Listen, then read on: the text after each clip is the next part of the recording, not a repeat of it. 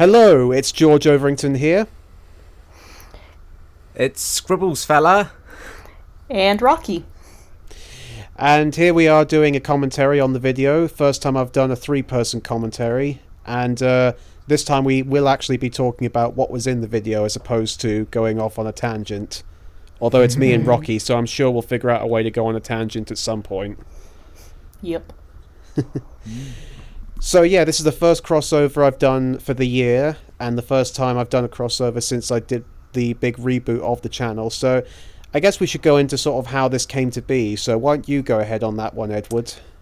Alright, so, just before Christmas time, I was planning to do a Lost Media video about a missing scene related to the BFG, that one in particular, if anyone's curious. Yeah, you can see it there. Yeah, and I needed a voice actor for my BFG, and I think, who could I get? And I thought, well, Headphones, he's done a few videos on BFG, and I saw your little audition, reel, where you did a few impressions. I thought, he'd be up for this, because he loves Roll Down and all that. Yeah. And I'd watched you for a couple of years. I think the first video I saw was either Animals of Farthing Wood or the BFG Old versus New. So yeah, that's a while ago now, isn't it? Well, the BFG one, that was like 2007. Oh, no, it was 2018. It was the beginning of 2018. And yeah, Farthing Wood, I started that all the way back in 2014. So yeah, I sent you an email asking, hey, would you like to do this? And you were like, oh, okay. And then you brought up about doing a collaboration. Yeah, so I thought it'd be a good thing to do sort of like a, give and take, where we both do a crossover on each other's videos. Because I was planning at the time to do a comeback. It actually was funny is that when I got that email, I was actually doing a job at Tesco's at the time. I was doing a temp job as a trolley boy to make some money for Christmas. And it was actually kind of cool getting your email, because that is one of the most boring jobs I've ever had. So getting that email is a good thing to have. So every couple of minutes I take a break and see what your update on the whole situation is. It's like, oh, okay. So it gave me something to look forward to. So it was like quite exhilarating, going, oh my god, like it's you back in the game. Yeah, exactly. Side note, in the States we call that job a cart wrangler. Oh, okay. Yeah, it's a cooler title over here. Yeah, Rocky, do you... sorry. Do you want to explain how you got wrapped up? Because me and Headphones have just explained. I'm pretty sure we told the story in the last one, but basically, I was just like posting random stuff on DeviantArt, and Headphones, he came across me. I did like a little Farthing Wood cartoon sort of thing, summarizing the end of season 2, just like kind of what a weird episode it was. And he asked if he could use it for one of his videos. I said yes, and then we just kind of got to talking. We got along really well, and I just kept helping him with art. No, I just thought it'd be rude because we've both given an introduction how this started. Yeah, no, we went over that in the last video was basically us just going on about how our career started as us working together. But yeah, it's nice to have a little update on that sort of thing. So yeah, we did the BFG video. That came out, what was it, January or February? Oh, round about that time, just the beginning of the new year it was. Yeah. But yeah, so I recorded my bits of dialogue for that, and also the dialogue for the Ghost review, and immediately afterwards I got COVID. Isn't that fun? I know. So it's probably a good thing that I did it at that point, because I couldn't talk for that much afterwards. So yeah, it kind of worked out, I suppose. I'm a little bit embarrassed to say that it took me ages to actually get around to watching all the BBV content, because I was juggling watching all of that, but also doing my own video content. Like, no, that's fair enough. Yeah, it makes sense. To be fair, it's like most of the stuff I'd already watched, but the stuff that I hadn't, like the Zero Imperative and such, I only kind of skimmed them when I initially watched them, because like I also had other things I needed to get on with. Rocky, have you ever seen any of the BBV content? Just the clips in this, honestly. Rocky's not really a Doctor Who fan, so this is just as new to her as it is Doctor Who in general. Well, I mean, I've seen some Doctor Who, just like not enough to consider myself a fan, you know? Yeah. So if we show these clips and said this was classic Doctor Who, would you believe us? I'd say I knew that classic Doctor Who was low budget, but this is ridiculous. Yeah, it's like it's all shot on old video cassette and everything. Although to be fair, it's like around about, I don't know if the BBC was still recording because the BBC had a policy for a while. If you watch all of their shows from the 80s and 70s, whenever they filmed outside, they would film using a film camera, whereas inside they'd use a video camera. Yeah, I think they stopped that round about Trial of the Time Lord, where it was all shot on video, with the exception of like sort of special effects shots, which made it all look as cheap as hell. Yeah, so yeah, they stopped around kind of like the late 80s doing that. Yeah. And alas, all Doctor Who stories from that point on can't be purely seen in Blu-ray form. Unfortunately, because it's harder to update video to have better visuals. I mean, these are kind of a clear example, because some of these I actually had to buy directly from the BBV website, so I got them in the most raw form, and even then they're not the best quality. Yeah. Well, they were probably transferred over from videotape onto DVD, and that can kind of wreak havoc on the image quality. Absolutely it can, yeah. But yeah, so the air zone solution was the first one I ever saw, because back when I was at university at Sussex, I was part of the Doctor Who Society, and they had a Wilderness Years week once where we watched a bunch of BBV and the Doctor Who movie. So I got shown this and Do You Have a License to Save This Planet? And it was just a ton of fun watching it with my friends and us just riffing on it all afternoon. Did some of that kind of dripped into this little review? A little bit, yeah. It's like there are a couple of like that sex scene, for example. We were making fun of that a lot. It's just like, how awkward it must have been for Colin Baker and Nicola Bryant to do that. Imagine if you're a fan of the Sixth Doctor and the whole Perry and Colin Baker dynamic, and then you saw that, you're like, what the hell? It's kind of like in the Killing Joke movie where Batman and Barbara Gordon had sex out of nowhere. It's like, what are you doing? Oh, and she takes off her bloody suit, and she's got a bra underneath. Yeah, you don't need a bulletproof vest. It kind of makes sense. You want to try and make sure that you're all kept together whilst you're running around on rooftops. Yeah, I was going to say, have you ever like broken into a mild jog without a bra? It's not fun. Well, to be fair, we're not women, so.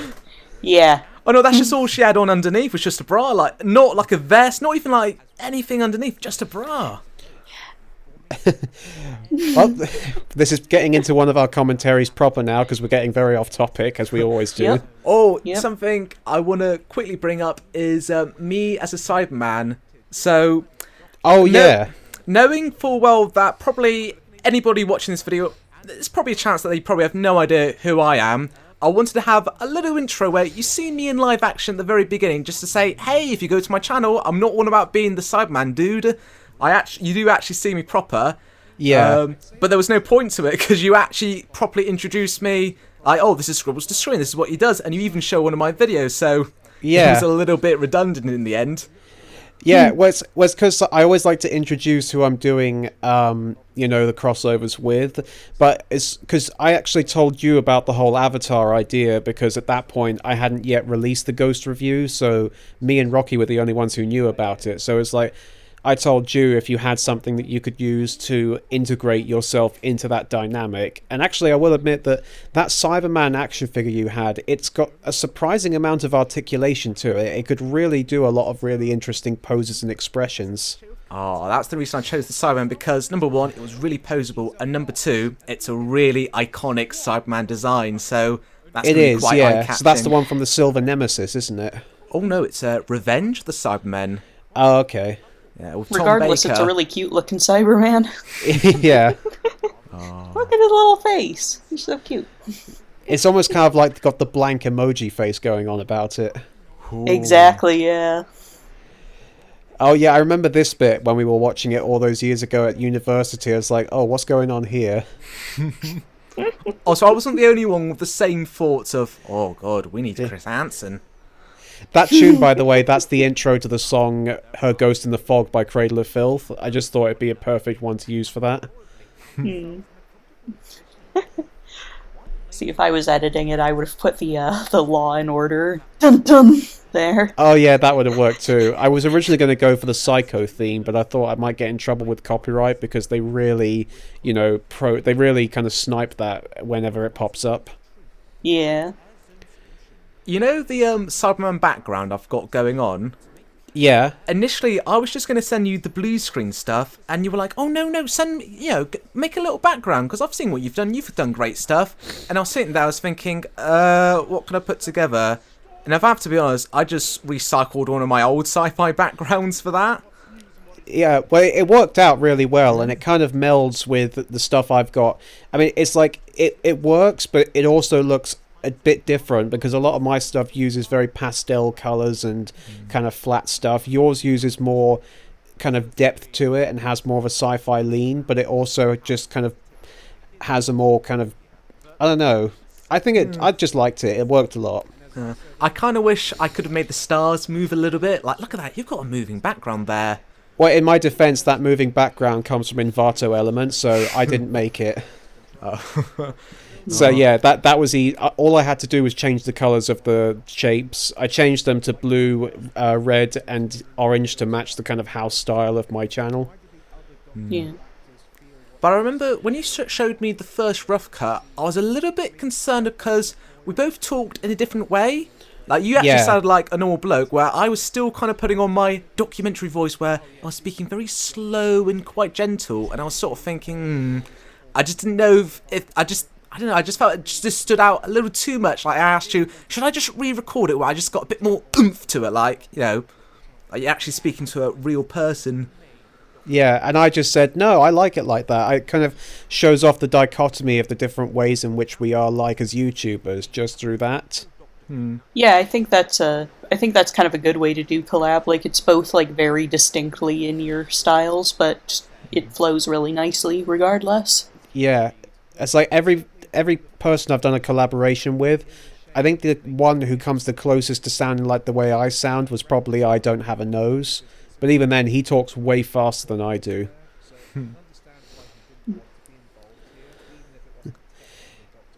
But yeah, for any context, if you don't know what I do kind of more documentary sort of things. Like, it's very rare I actually do like a review format, anything like this thing here. So, I know, just hearing me for the first time, it just sort of, I know, just sort of like sounded quite different from HeadphonesUK.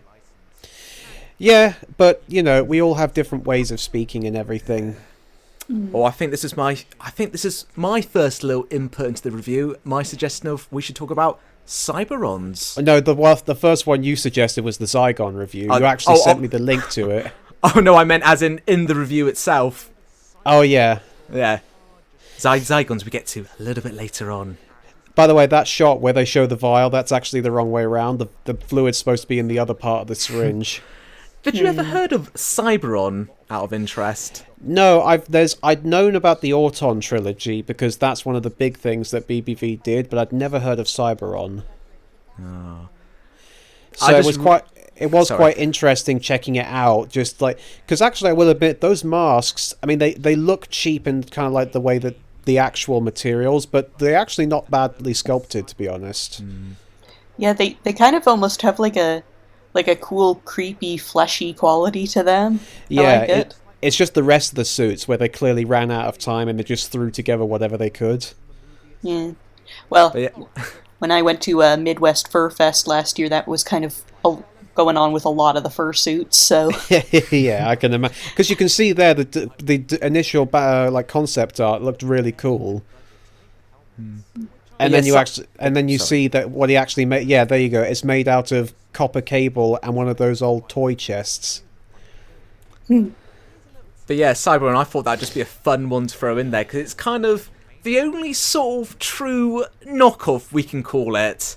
Well, can I say knockoff? It's sort of inspired by something, but changing it enough where they don't get copyright infringement. Yeah, it's like they're clearly meant to be invoking the look of the Cybermen, but in the way in which they work as characters, they're not anything like the Cybermen. Oh, the C-3PO.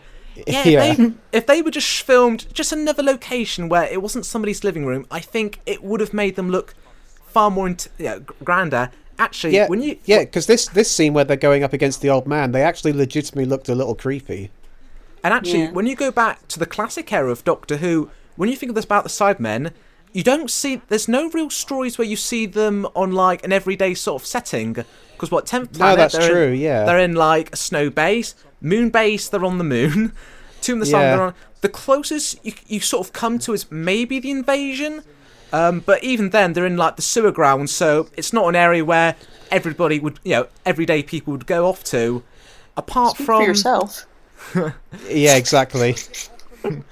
maybe apart from the bit where they sort of come out the sewers, the iconic bit when they walk around London. But that's the only time you see them in London, so it makes it even more iconic. Yeah, it wasn't until the David Tennant era where they did, what was it? It was it Rise of the Cyberman and Age of Steel? I think that was the name of it. Yeah, Yeah. like the series finale, you got like one of them bursting into someone's house. Yeah, But by then, the costumes had came long enough where they actually look like men of steel. well, yeah, they actually look like they're made of metal at that point. Cyberon, just that awkward in between. I love this shot. That's so funny. Yeah. I don't know whose idea that was, but yeah, it's just shaking the screen and thinks that it'll make it look like they're shaking the thing around. Oh, Yeah. hello. The Tardas. But Yeah. There's a bit later on where you had to use a screwdriver to censor a particular thing. Yeah, we'll get into that when we get there. Oh, we don't want to spoil it. And there's the origin of the thumbnail. Yep. To be fair, I actually found out someone else had reviewed Cyberon and done the exact same joke in the thumbnail, but it's like, I don't care. Yeah. Because actually with this, it's kind of hard to create a very simple, concise image that kind of grabs you and tells you exactly what you need to know what the video is about. So I just thought, I'll do that. Yeah, it's weird that the Cybrons made the thumbnail. Yeah. I love this bit too. The Auton just flips off the Sonatara. And it's at the part where I'm talking about Bill Baggs basically, sniping at the BBC because they took his license away, so it kind of lines up perfectly. Actually, I found out, I was just watching an interview from Bill Baggs yesterday, and he was Yeah, actually... you sent that to me this morning. Yeah, it's always the annoyance when you find out more about the behind the scenes than you've already made the video. Yeah. But yeah, I found out in the interview he was actually really close to actually acquiring the license of the Cyberman. He was actually able to get permission from the BBC, but he had to get permission, I think, from the original creator, which a negotiation never came to fruition. Yeah, that's the problem with Doctor Who, is that a lot of the original creators are the ones who own the copyright for the individual creations and monsters and characters and such. So that's why it's always been hard making like Doctor Who video games and such, because you want to have as many creatures in there as possible, but when you can't afford the rights to do all of them, then you have to make compromises. Here's a little tip that I learned about the other day. So, Terry Nation wrote the Daleks, right? Yeah. The Terry Nation say they own the story rights to the Daleks, but because the way that he wrote the Daleks, that he described them in a completely different way to how they look on screen, it's the BBC that owns the look of the Daleks. Yeah. So one person owns the concept, one person owns the designs. Yeah, pretty much. Like, it depends how it's described in the original script. Well, there was a bunch of spoof videos that Mark Gatiss did during, I think, the 30th anniversary, where he basically did a mockumentary about how the origins of Doctor Who came to be, and they did a joke about how the Daleks were inspired by the spaceship from the Quatermass films. Hey. Oh, in your original draft, that was meant to be a Back to the Future reference, wasn't it? It was, yeah, but I decided the video was running a bit long, so I took it out. Because, yeah, I don't know now if you know... Now I know what these guys remind me of. California raisins. Oh my god, how did I miss that? I should have put that in the review. Oh, well. They've actually never made the reference to them looking like raisins in the show either. They always do potato jokes. Potato head. Yeah. Yeah. Oh, I just want to quickly mention, every time you see me with my collectibles, that setup always changes depending what camera angle it is. Well, I remember Rocky in the premiere live chat. She said she loved the way in which all your silver Daleks were lined up on your desk. Yeah. Oh, it's my Looks like childhood there's a little dream, army. having a little Dalek army. Now I've got a little army just watches over me as I make my videos. That's exactly what I said. Yeah. So they exterminate me if I don't progress on. Yeah. Yeah.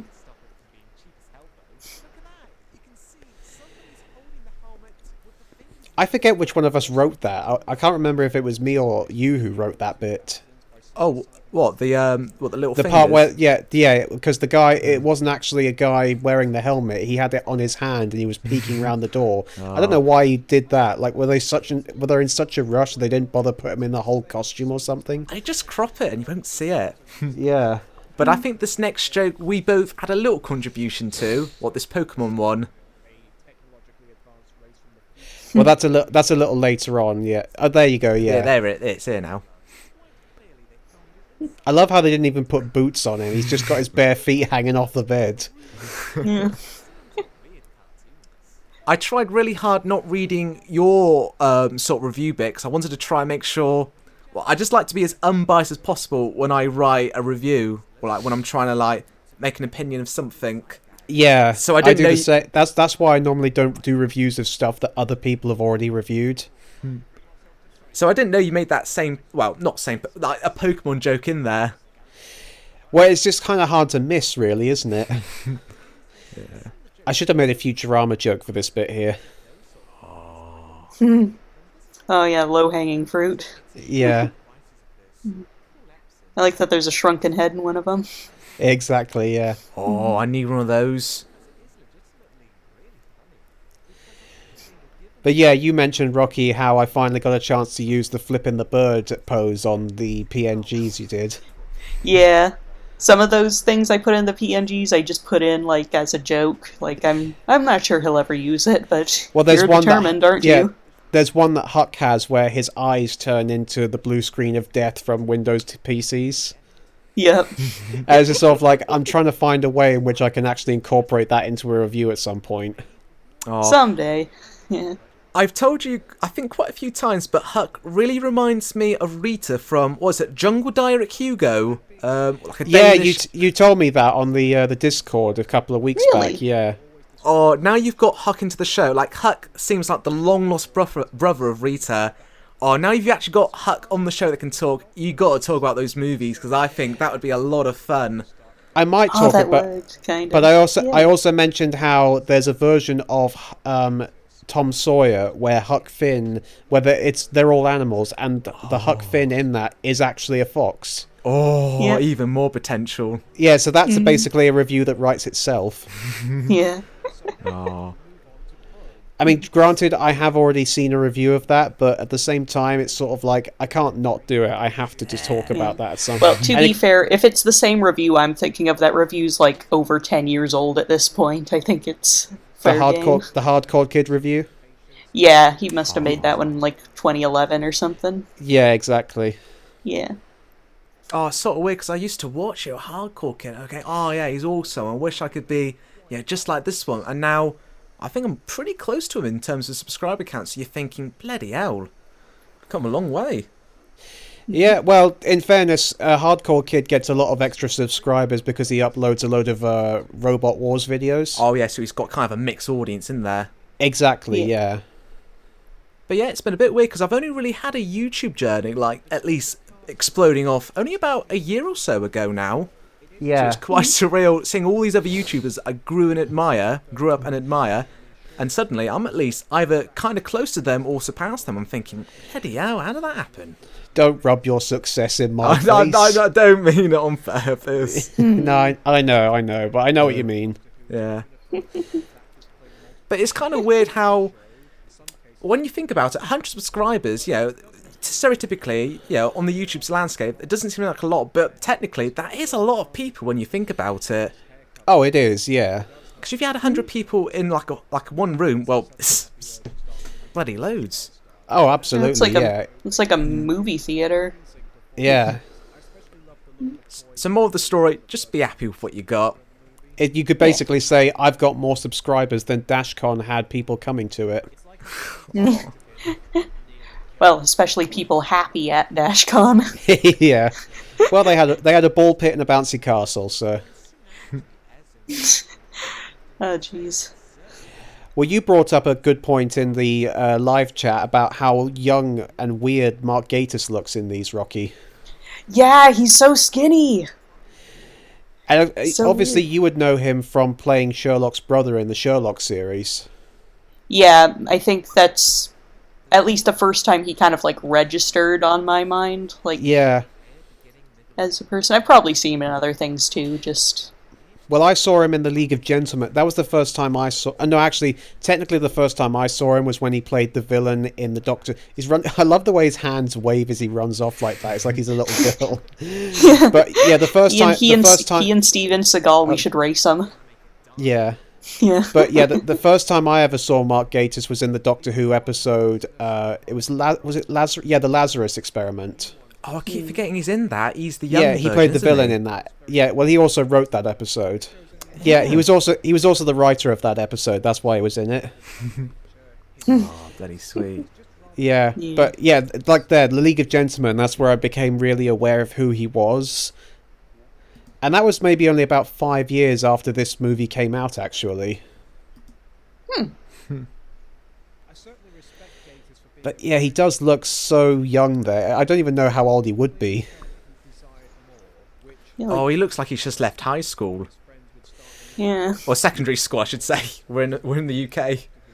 Yeah, secondary school. So you can see there, even only 5 years later, he put on a little bit more weight. God, he looks so wild in that clip. Well, that's the League of Gentlemen for you. I've never seen it, so I've got... You've not? Oh, look, Zygons!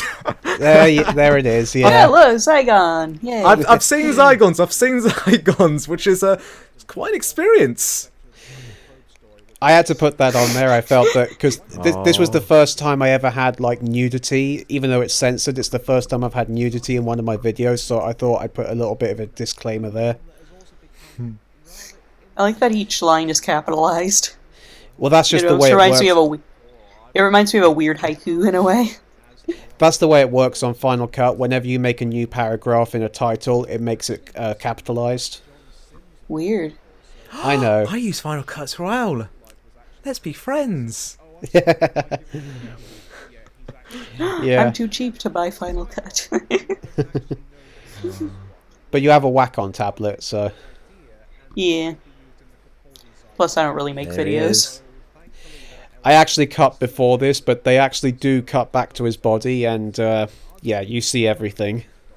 Oh boy, He's got a nice sonic screwdriver, he has. Yeah. is that what they're calling it nowadays? I think, though, this is kind of a good little stepping stone, because I want to try and get into doing more adult-oriented stuff, and I mean like properly adult, like stuff where you have to be 18 to see it. I'm not talking like straight-up porn, but stuff that's definitely a more mature area. So this is a good way to kind of tease the audience into it.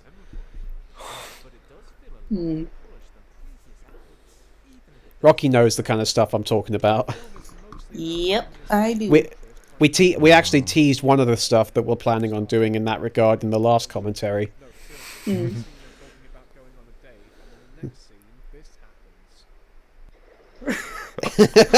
Oh my god. It's perfect. It's perfect, that. Oh, hello. I used it. I actually, I don't know if anyone noticed, but I used a different image to censor each individual body part. So the TARDIS is the backside, the seal of Rassilon is the breasts, and the sonic screwdriver is, well, you can probably guess.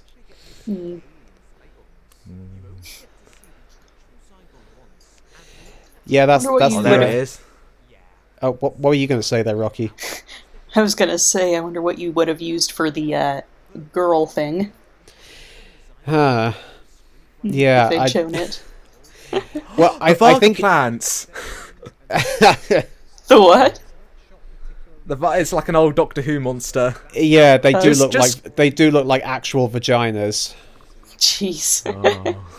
I'll send you a picture of them later. Actually, there's a lot of monsters or spaceships in Doctor Who that look like vaginas.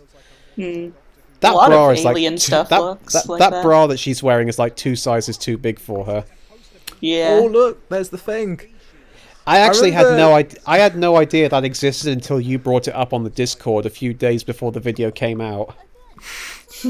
You were just sort of you put on the group. Oh, guess what we're going to be talking about? And because I was involved, I decided to just have a laugh. Tits. So I just mentioned the most random thing ever.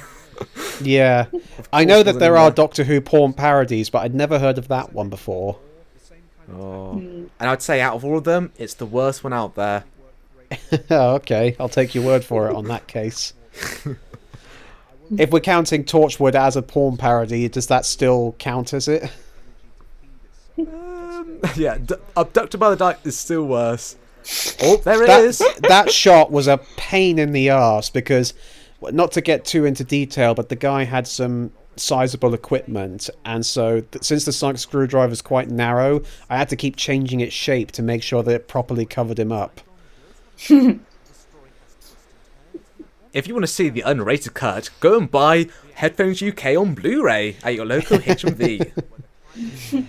Or subscribe to his OnlyFans. Well, they are now still letting adult content, because there was that scare. Was that last year, I think, where they said they were going to remove all the adult content?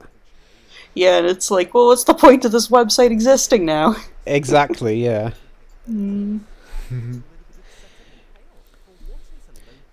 Actually, I will admit that some of the effects in this movie aren't that bad. Yeah, for like a low-budget fan film, it's not Yeah. too bad.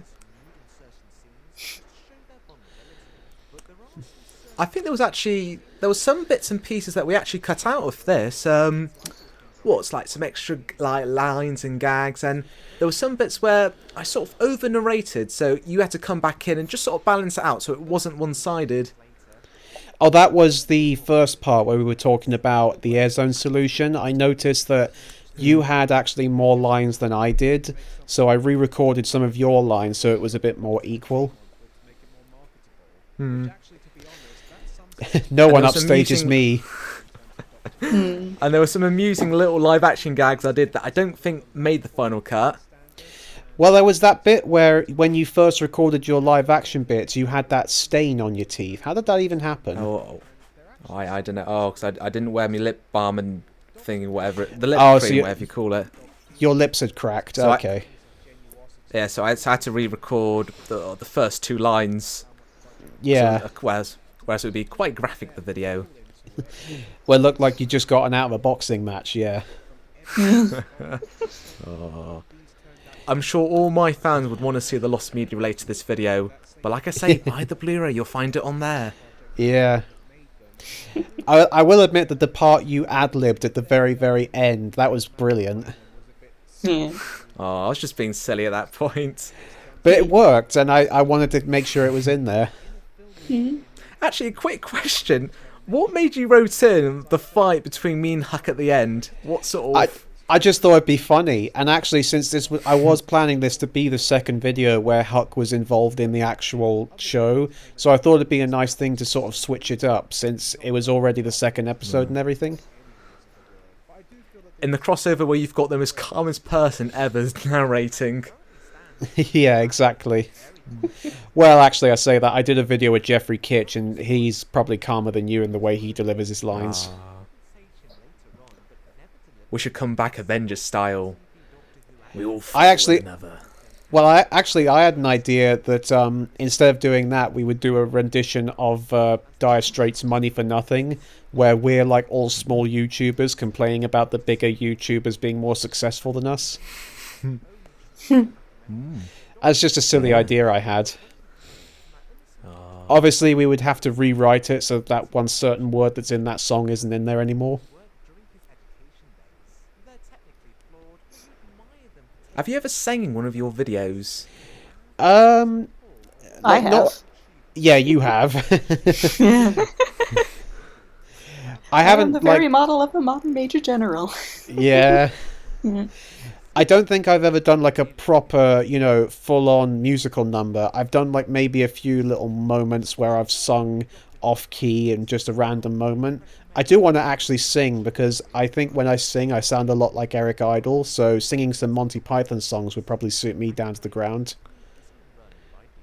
Oh, you should do. You know that thing you said about singing about complaining smaller YouTubers about the bigger YouTubers. You should do that for like a comic relief special or something.